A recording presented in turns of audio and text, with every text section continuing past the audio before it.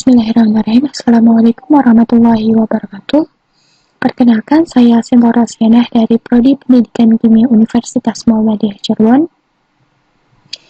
Baik, pada video pembelajaran kali ini saya akan menyampaikan materi kimia mengenai kesetimbangan ion dan pH larutan garam.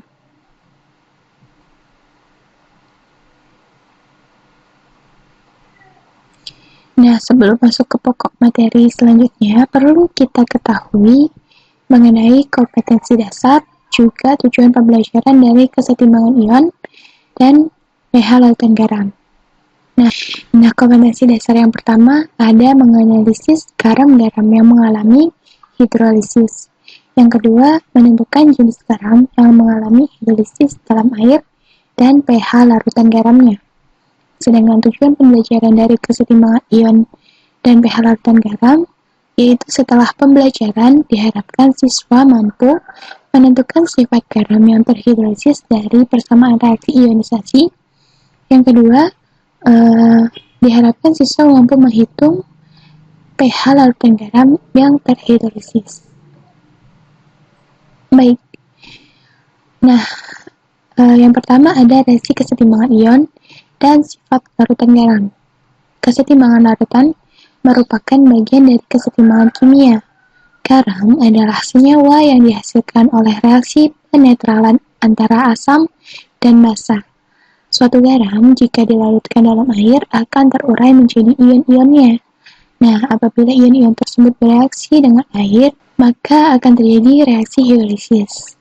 Kemudian, hasil dari pelarutan garam ini dapat bersifat netral, asam, atau basa. Nah, dari definisi kesetimbangan ion di atas, kita lihat persamaan berikut. Yaitu, jika asam direaksikan dengan basa, maka akan menghasilkan garam dengan air. Nah, kita lihat contoh garam NH4Cl. Nah, garam NH4Cl ini terbentuk dari asam HCl dengan basa NH4OH, menghasilkan garam NH4Cl plus H2O. Kemudian garam ini kita larutkan dalam air menjadi NH4Cl menjadi NH4 plus Cl-. Nah, kemudian kita buat reaksi hidrolisisnya dalam air, yaitu ion NH4 plus direaksikan dengan H2O, maka akan mengalami hidrolisis menjadi NH4OH plus H+. Sedangkan ion Cl ketika direaksikan dengan air, maka tidak akan terjadi reaksi hidrolisis. Nah, kita lihat dari reaksi hidrolisis berikut. Dari reaksi hidrolisis NH4 plus dengan H2O ini menghasilkan ion H+. Maka dapat kita simpulkan bahwa garam NH4Cl ini bersifat asam karena menghasilkan ion H+ ini. Oke, next.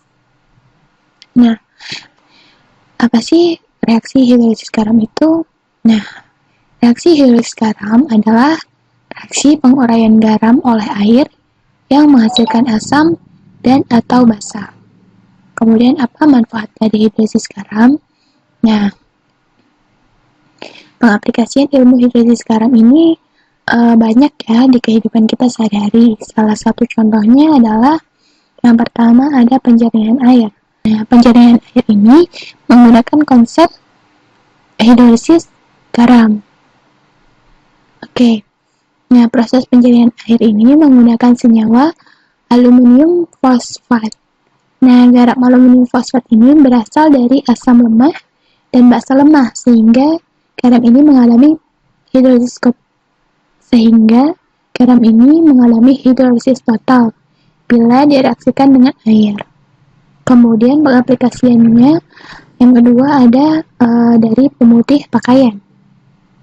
Pemutih pakaian ini tentu sudah tidak asing ya bagi kita semua. Nah, produk pemutih pakaian ini mengandung 5% NaOCl yang sangat reaktif yang dapat menghancurkan pewarna.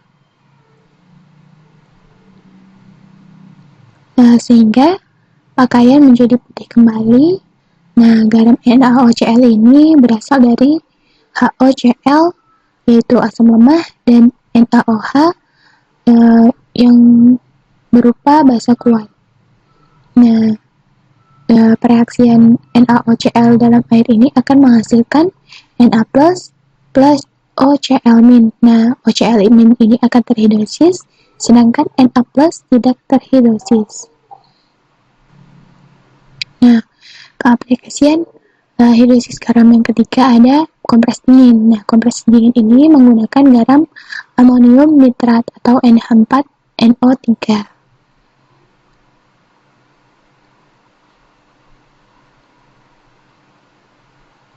Nah, sebelumnya telah kita sebut-sebut mengenai hidrosis sebagian, hidrosis total. Nah, apa sih itu semua? Nah, hidrosis sebagian dan parsial ini merupakan jenis dari hidrosis garam. Ya, bisa kita lihat dari bagian berikut. Hidrosis garam ini terbagi menjadi dua, yaitu hidrosis sebagian atau parsial dan hidrosis total. Nah, yang pertama hidrosis garam sebagian atau parsial. Hidrosis ini terbentuk dari asam guat dan basa lemah. Kemudian yang kedua dapat terbentuk juga dari asam lemah dan basa kuat. Nah, kemudian yang kedua ada hidrolisis total. Hidrolisis total ini dapat terbentuk jika asam dan basa pembentuknya yaitu dari asam lemah dan basa lemah. Sampai sini bisa tergambar ya apa itu hidrolisis garam dan jenis-jenisnya. Nah, kemudian reaksi hidrolisis ini merupakan reaksi kesetimbangan.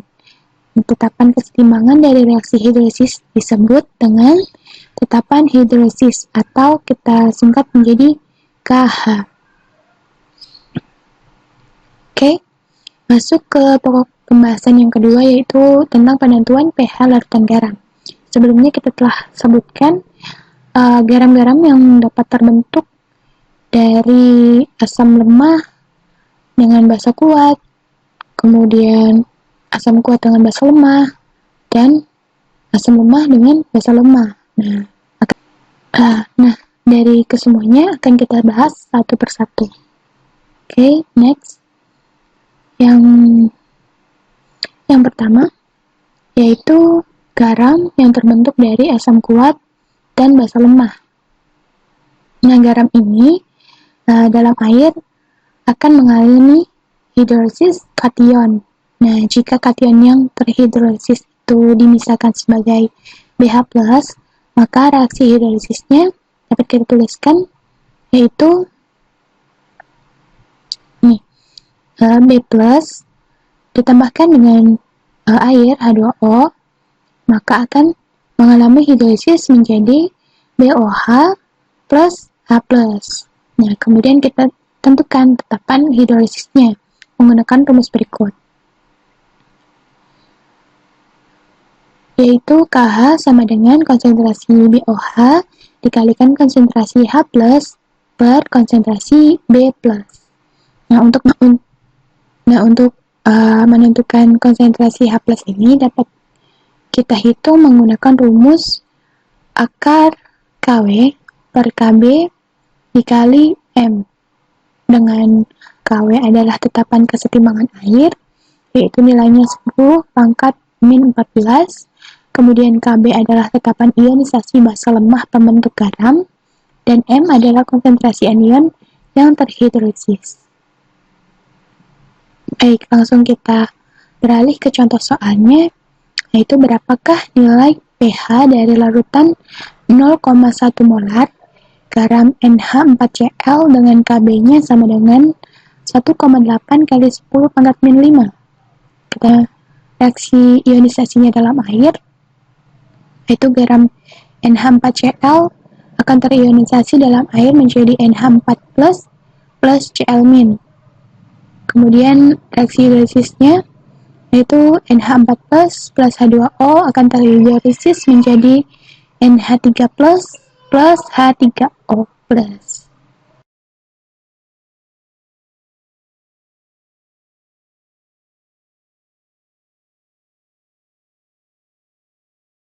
Nah, untuk menentukan konsentrasi H+-nya, kita gunakan rumus akar KW per KB dikali M.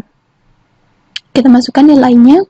KW adalah 1 dikali 10 pangkat min 14 dengan KB-nya 1,8 kali 10 pangkat min 5 dikalikan konsentrasi anionnya, yaitu 0,1 molar. Nah, didapatkan nilai 7,45 dikali 10 pangkat min 6, maka pH-nya yaitu min log 7,45 dikali 10 pangkat min 6. Nah, dihasilkan pH-nya 5,1. Maka kita lihat pH-nya. pH-nya 5,1.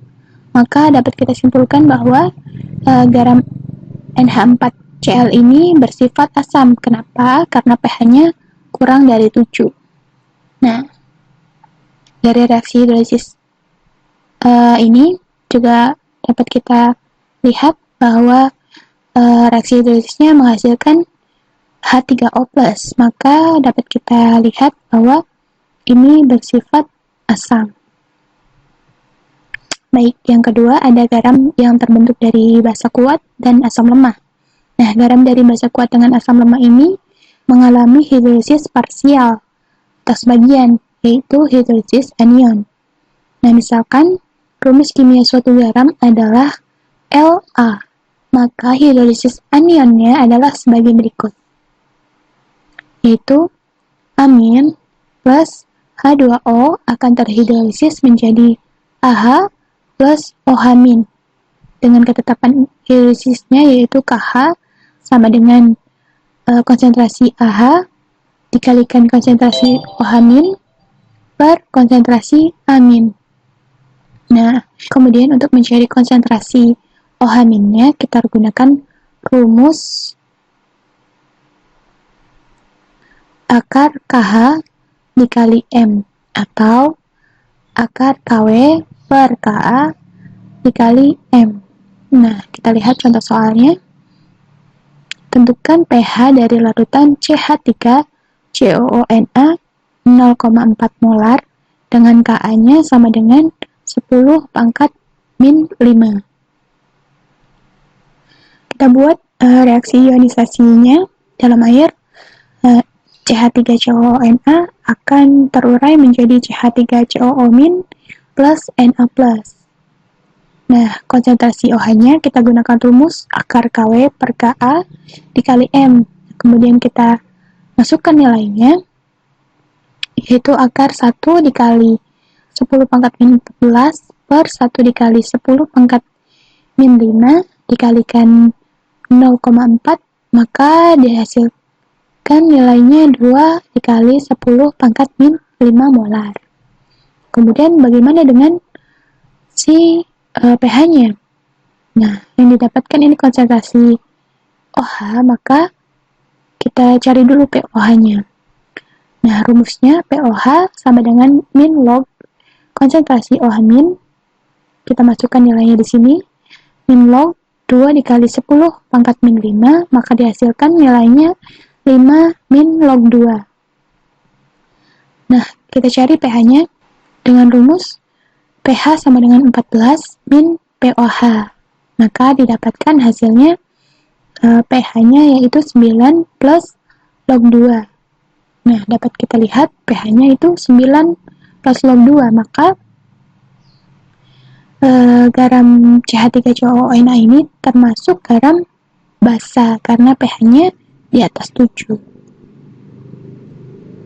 Nah, kemudian garam yang ketiga yaitu terbentuk dari asam lemah dan basa lemah. Nah, garam dari asam lemah dengan basa lemah ini mengalami hidrolisis total, menghasilkan ion H+ dan OH-. Nah, pH-nya diperkirakan dengan rumus.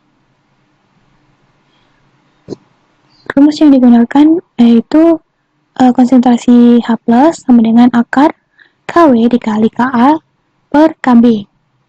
Dengan ketetapan hidrolisisnya yaitu KH sama dengan KW per Ka dikali Kb. Nah, sifat larutan pada garam dari asam lemah dan basa lemah ini bergantung pada kekuatan asam dan basa pembentuknya. Nah, kita lihat di sini. Jika Ka sama dengan Kb, maka larutannya bersifat netral dengan pH sama dengan 7. Nah, jika Ka-nya lebih besar dari Kb, maka larutan bersifat asam dengan pH kurang dari 7. Nah, kemudian jika Ka-nya lebih kecil dari Kb, maka larutan bersifat basa dengan pH di atas 7. Kemudian kita lihat contoh soalnya, yaitu tentukan pH larutan CH3COONa 0,1 molar jika KaCH3COOH sama dengan 2 dikali 10 pangkat min 5 dan Kb dari NaOH yaitu 1,8 kali 10 pangkat min 5. Kita cari konsentrasi H plusnya.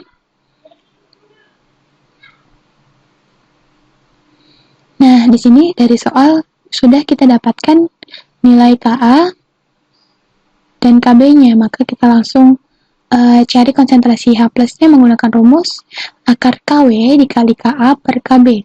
Nah, seperti yang kita tahu, Kw adalah 1 dikali 10 pangkat min 14, kemudian kita masukkan nilai Ka-nya yaitu 2 kali 10 pangkat min 5, dan Kb-nya 1,8 kali 10 pangkat min 5. Maka dihasilkan konsentrasi H plusnya yaitu 1,054 dikali 10 pangkat min 7. Maka pH-nya yaitu min log H plus dan ditambahkan nilai pH-nya 7 min log 1,054. Nah, kemudian bagaimana dengan garam yang terbentuk dari asam kuat dan basa kuat? Nah, garam dari asam kuat dan basa kuat ini tidak mengalami hidrolisis sehingga sifat garamnya sudah pasti netral dengan pH-nya 7 sehingga tidak memerlukan perhitungan menggunakan rumus lagi ya. Oke, sampai di akhir video pembelajaran. Untuk mengukur pengetahuan dan pemahaman kompetensi kalian, silahkan kerjakan pelatihan soal berikut, kemudian kirim jawabannya dalam bentuk PDF dalam WhatsApp group. Kemudian bisa kalian lakukan diskusi dan tanya jawab dalam grup ya. Baik. Sekian saja video pembelajaran dari saya, kurang lebihnya mohon maaf. Wabillahi taufiq wal hidayah. Wassalamualaikum warahmatullahi wabarakatuh.